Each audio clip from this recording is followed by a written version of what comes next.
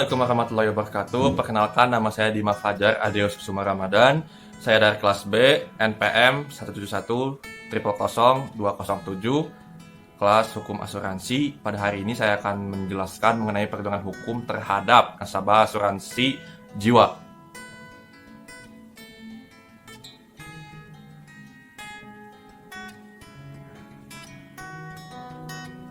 Yang pertama, saya akan menjelaskan mengenai latar belakangnya terlebih dahulu.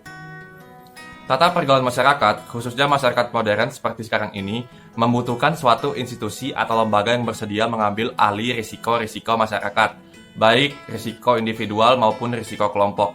Kemajuan teknologi yang sudah sedemikian rupa mempengaruhi kehidupan manusia, yang dapat menimbulkan risiko yang semakin luas. Lembaga atau institusi yang mempunyai kemampuan mengambil alih risiko pihak lain tak kenal kita ketahui dengan lembaga asuransi.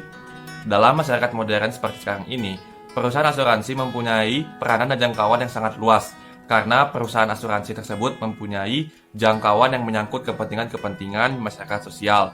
Di samping itu, ia juga dapat menjangkau baik kepentingan individu maupun kepentingan masyarakat luas, baik risiko individu maupun risiko secara kolektif.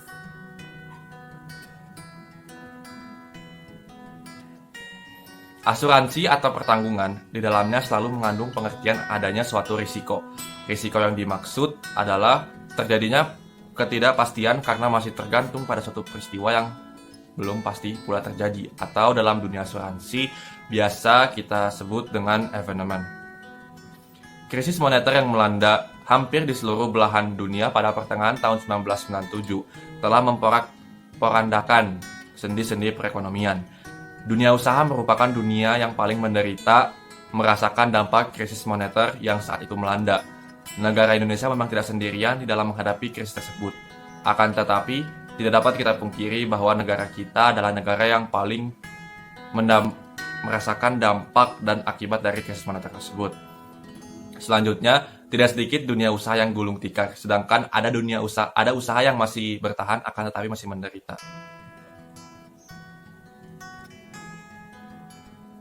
Akibat dari krisis moneter yang tidak kunjung selesai, mengakibatkan kemampuan dunia usaha dalam melaksanakan, melanjutkan, dan mengembangkan usahanya, mengakibatkan bertambah pula berbagai macam risiko yang terjadi yang harus ditanggung oleh masyarakat, tak terkecuali ketika perusahaan asuransi juga mengalami kemunduran, bahkan tidak jarang dinyatakan pilot oleh pengadilan niaga. Itulah sebabnya hidup penuh dengan risiko, baik risiko yang terduga maupun tak terduga. Banyak kejadian yang dapat menyebabkan kerugian bagi seseorang, bahkan dapat mengakibatkan hilangnya nyawa seseorang. Risiko yang seperti ini akan selalu ada dan rentan terjadi pada setiap orang, baik dalam dunia kerja, dunia pendidikan, hingga dunia kesehatan. Oleh sebab itu, mereka mencoba untuk mengatasi risiko yang mungkin akan terjadi pada dirinya melalui mekanisme yang disebut dengan asuransi.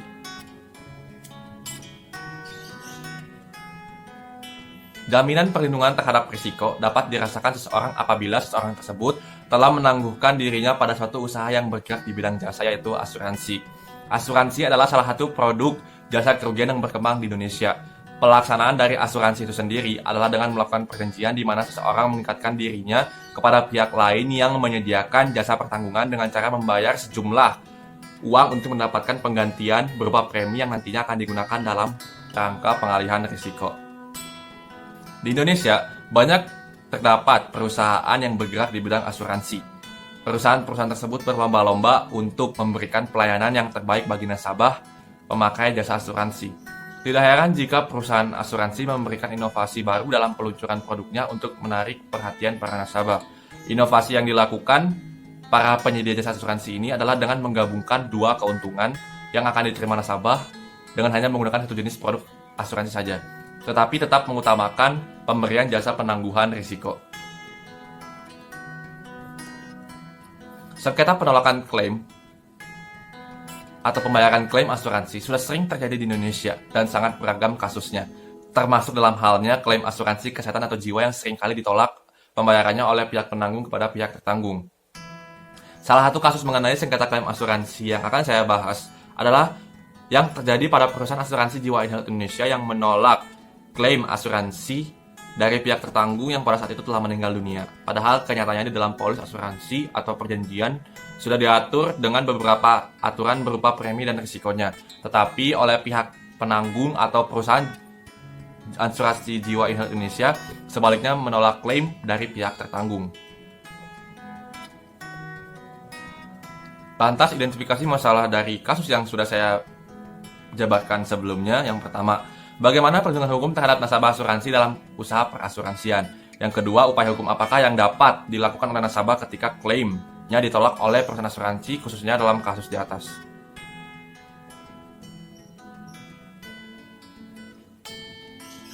Baiklah, saya akan masuk ke pembahasan. Polis asuransi merupakan bukti legal mengenai kesepakatan pertanggungan asuransi antara penanggung dengan tertanggung. Sebagai sebuah perjanjian, kontrak polis berbeda dengan format perjanjian pada umumnya. Perjanjian dalam polis asuransi bersifat unilateral dan tidak ada tawar-menawar. Pihak asuransi berjanji untuk mengganti sejumlah kerugian yang mungkin diderita oleh tertanggung, sedangkan perusahaan asuransi jiwa tidak bisa memaksa pemilik polis untuk membayar premi asuransi.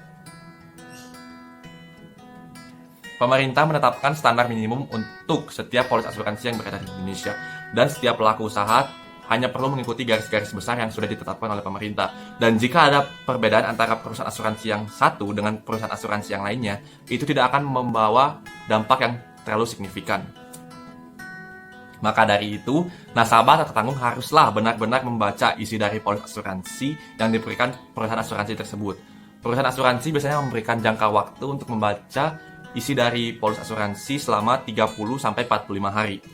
Maksud dalam tengah waktu tersebut, nasabah jika tidak setuju terhadap isi dari polis asuransi, maka sang tertanggung dapat meminta pembatalan polis atau meminta premi yang telah dibayarkan untuk dikembalikan. Dan apabila jangka waktunya telah lewat dan tidak ada penolakan sama sekali dari pihak tertanggung, maka dianggap oleh pihak tertanggung telah setuju dengan isi perjanjian dari polis yang ditawarkan. Payung hukum bagi konsumen di Indonesia, termasuk konsumen asuransi, dapat kita temukan dalam Undang-Undang Nomor 8 Tahun 1999 tentang perlindungan konsumen, terutama yang akan saya bahas di video kali ini dalam pasal 5, 7, 8, 9, dan 10. Pasal 5, kewajiban konsumen. Yang pertama, membaca dan mengikuti petunjuk informasi dan prosedur pemakaian atau pemanfaatan barang dan atau jasa demi keamanan dan keselamatan. Yang kedua, beritikat baik dalam melakukan transaksi pemberian barang dan atau jasa. Yang ketiga, membayar sesuai dengan nilai tukar yang disepakati. Yang keempat, mengikuti upaya penyelesaian hukum sengketa perlindungan konsumen secara tetap.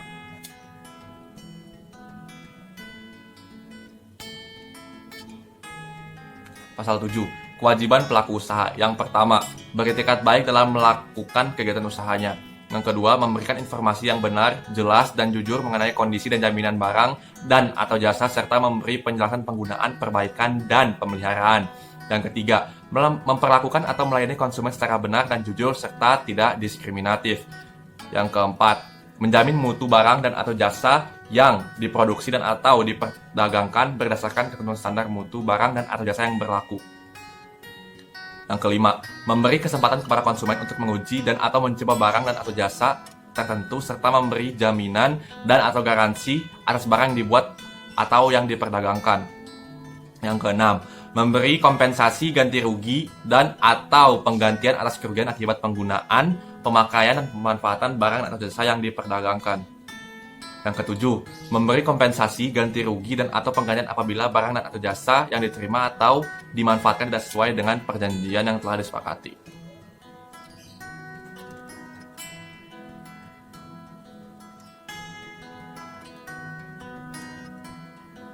Lalu pasal 8 tentang pelaku usaha.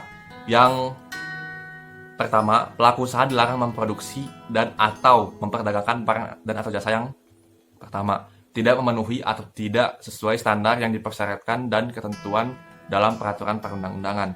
Yang kedua, tidak sesuai dengan kondisi, jaminan, keistimewaan, atau kemajuan sebagaimana dinyatakan dalam label, etiket, atau keterangan barang atau jasa tersebut.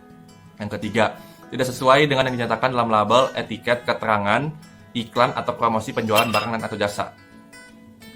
Pasal 9. Pelaku usaha dilarang menawarkan, mempromosikan, mengiklankan suatu barang dan atau jasa secara tidak benar dan atau seolah-olah menawarkan sesuatu yang mengandung jadi yang belum pasti. Pasal 10.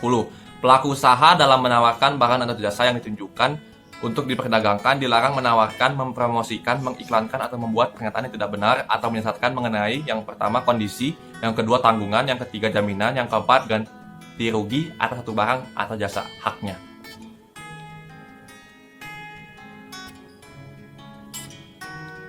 Lantas supaya hukum apakah yang dapat dilakukan oleh nasabah apabila klaimnya ditolak oleh perusahaan asuransi?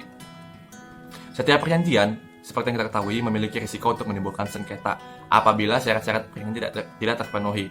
Untuk menyelesaikan sengketa tersebut, tertanggung dapat melakukan dengan dua cara. Yang pertama yaitu membawanya di jalur litigasi atau jalur non-litigasi. Jalur litigasi adalah jalur yang dilakukan melalui pengadilan, sedangkan jalur non-litigasi adalah jalur yang melalui atau dilaksanakan di luar pengadilan. Berdasarkan pembahasan atas peraturan-peraturan yang mengatur hak-hak tertanggung serta peraturan-peraturan mengenai masalah klaim sebenarnya, hak-hak seseorang pemegang polis asuransi jiwa sudah dijamin oleh hukum yang ada sesuai dengan yang saya jabarkan di slide sebelumnya. Kalau dalam relasi kasus di atas memang tertanggung dalam posisi yang salah. Dikarenakan yang pertama, tertanggung telah mengabaikan asas itikat baik karena tertanggung tidak dengan jujur menyampaikan kondisi yang bersangkutan dengan sebenar-benarnya. Dalam hal ini, ternyata tertanggung sudah mempunyai penyakit sebelum penutupan polis. Yang kedua, tertanggung telah mengabaikan kewajiban membaca polis asuransi sehingga berlaku asas kedua belah pihak sudah memahami betul apa yang diperjanjikan.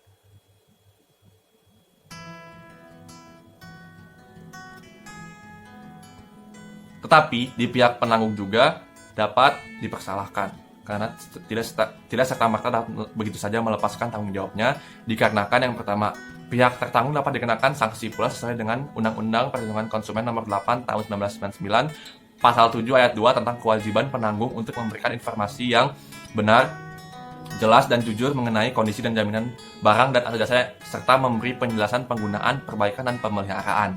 Apakah penanggung telah dengan jelas, benar dan jujur telah pula menjelaskan selengkap-lengkapnya mengenai syarat batal dalam polis asuransi, mengingat di dalam syarat-syarat umum polis yang berupa kontrak baku itu selalu tercantum mengenai masa dapat disanggah dan tidak dapat disanggah, tentunya oleh PT Jiwa In Health Indonesia kepada nasabahnya tidak dijelaskan. Yang kedua, selain itu, pihak penanggung dapat digugat dengan menggunakan jurisprudensi negeri Belanda dalam hal ini Arrest HR tanggal 19 Mei 1978 yang mempertimbangkan bahwa jika penanggung sendiri sudah tahu tentang adanya suatu keadaan yang dipakai untuk menolak klaim namun tidak memberitahukan kepada pihak tertanggung, maka berdasarkan itikat baik yang harus diindahkan juga oleh penanggung dalam taraf pelaksanaan perjanjian berdasarkan pasal 1338 ayat 3 KUH Perdata, maka klaim yang bersangkutan tidak boleh ditolak, karena suatu perjanjian harus dilaksanakan berdasarkan itikat baik. Maka berdasarkan uraian yang sudah disebutkan di atas, maka kedua belah pihak dapat menyelesaikan sengketa melalui arbitrase atau melalui pengadilan. Akan tetapi dalam kasus antara PT Jiwa In Health Indonesia dengan nasabahnya lebih memilih untuk membawa kasus ini secara litigasi melalui jalur pengadilan dan diselesaikan secara keperdataan. Maka kesimpulan yang saya dapatkan atau kesimpulan yang dapat saya berikan yaitu perjanjian asuransi sebagai lembaga pengalihan dan pembagian risiko mempunyai kegunaan positif baik bagi masyarakat, perusahaan maupun bagi pembangunan negara. Mereka yang menutup perjanjian asuransi akan merasa tentram sebab mendapat perlindungan dari kemungkinan tertimpa suatu kerugian. Demikian pula premi-premi yang terkumpul dalam suatu perusahaan asuransi dapat diusahakan dan digunakan sebagai dana untuk usaha pembangunan dan hasilnya akan dapat dinikmati oleh masyarakat luas. Dalam kasus di atas, tertanggung sebagai nasabah memang dalam posisi yang salah dikarenakan mengabaikan asas itikat baik. Karena sebelum penutupan polis, tertanggung menyampaikan hal-hal yang tidak sesuai dengan kenyataan kepada PT Jiwa In Health Indonesia. Sehingga berdasarkan pertimbangan tersebut, PT Jiwa In Health Indonesia melakukan penolakan klaim atas asuransi yang dilakukan oleh tertanggung. Maka saran yang dapat saya berikan, yang pertama, seharusnya penanggung dalam perjanjian asuransi harus menyebutkan klausul-klausul dengan rinci dan jelas tanpa ada klausul yang dikurangi sesuai dengan syarat-syarat perjanjian asuransi dalam Undang-Undang Nomor 40 Tahun 2014. Yang kedua, Seharusnya tertanggung dalam pemberian asuransi memberikan keterangan atau pernyataan yang benar-benarnya mengenai situasi dan kondisi tertanggung agar tidak terjadi penolakan klaim asuransi serta memperhatikan asas-asas yang berlaku dalam suatu perjanjian asuransi.